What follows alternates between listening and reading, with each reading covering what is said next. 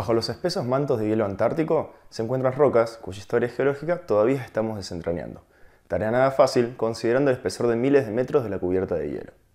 Hoy sabemos que desde el Arcaico, hace al menos 3.800 millones de años atrás, la historia de la corteza terrestre, tanto continental como oceánica, responde a una serie de colisiones y separaciones de placas tectónicas.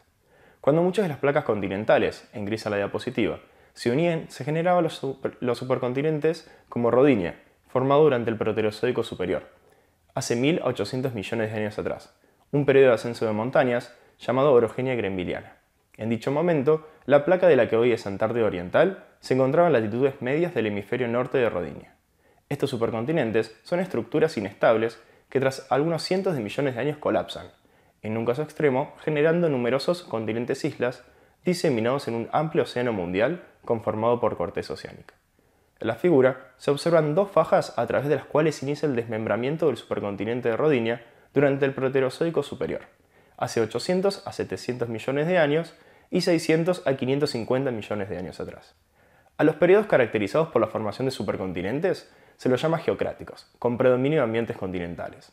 Por el otro lado, a los periodos en los que predominan los continentes e islas se los llama talasocráticos, con dominancia de ambientes marinos. La diapositiva muestra distintas etapas de la fragmentación de Rodinia durante el Proterozoico superior y la nueva posición ecuatorial que adquiere la placa Antártida Oriental hace 580 millones de años atrás. Para la formación y colapso de supercontinentes operan en la corteza terrestre, tanto continental como oceánica, los llamados procesos endógenos, que promueven la formación o destrucción de corteza. Estos procesos dan lugar a límites conservadores o pasivos entre corteza continental y oceánica, límites convergentes o subducción con destrucción de corteza oceánica, límites convergentes con choques y acreción de corteza continental, y límites divergentes con creación de corteza oceánica.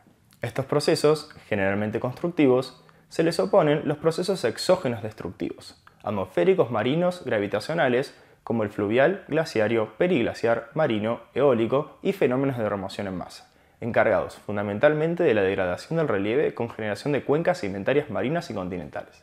Durante el colapso del supercontinente Rodinia, hace 750 millones de años atrás, cuando las placas de la Antártida, unida a Australia y la India, se hallaban a latitudes medias, se desencadenó una glaciación planetaria, a la que se conoce hoy como Gran Bola de Nieve. Ni siquiera los vastos océanos pudieron escapar a los hielos, llegando a congelarse el agua marina a más de 1 kilómetro de profundidad. Su causa obedecería a un intenso vulcanismo con incorporación de aerosoles de la estratosfera, almacenamiento de dióxido de carbono en los océanos e intensa reflexión de los rayos solares, mejor conocida como albedo.